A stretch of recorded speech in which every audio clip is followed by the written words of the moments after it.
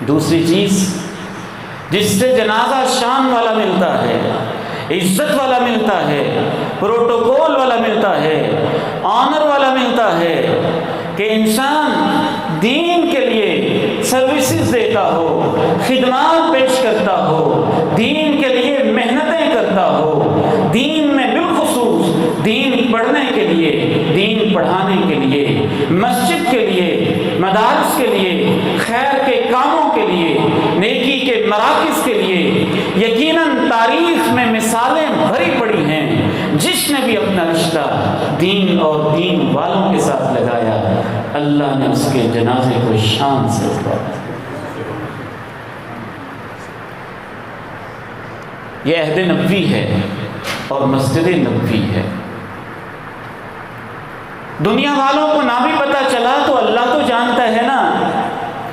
دنیا والوں نے معمولی سمجھا، ایک عورت سی ہے، کالے کلوٹے رنگ کی ہے، گھروں میں کام وام بھی بیچاری شاید کرتی ہے، غریب خاتون ہے، فقیر خاتون ہے، تو لمبی چوڑی لوگوں کی نگاہوں میں اس کی خدمات اور سروسز نہیں ہیں، فوت ہو جاتی ہے، وہ غیر اہم اتنی سمجھی جاتی ہے کہ صحابہ کرام اللہ کے پیغمبر کو تکلیف دینا اور اطلاع دینا بھی مناسب نہیں سمجھتے۔ رات کا وقت ہے، کیا اٹھانا ہے، خود ہی جنازہ پڑھتے ہیں، قبرستان میں دفن کر دیتے ہیں۔ آپ کی تو نگاہیں سب پہ ہوتی تھی نا۔ دیکھا ایک عورت تھی، مسجد میں آتی تھی، صفائی کرتی تھی، مسجد سے محبت کرتی تھی، اب نظر نہیں آ رہی۔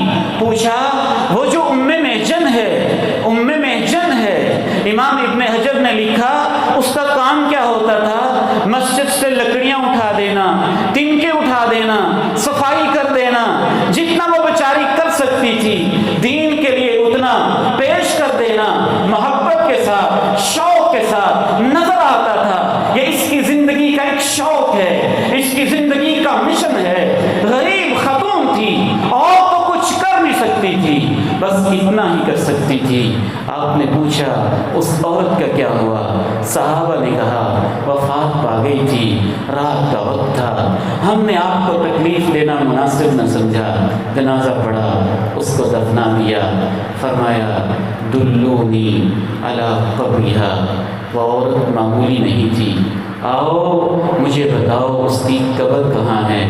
اگر اس کا جنازہ تم نے مجھے اطلاع نہیں دی، میں نہیں پڑھ سکا، میں اللہ کا پیغمبر اس کی قبر پہ جانا چاہتا ہوں۔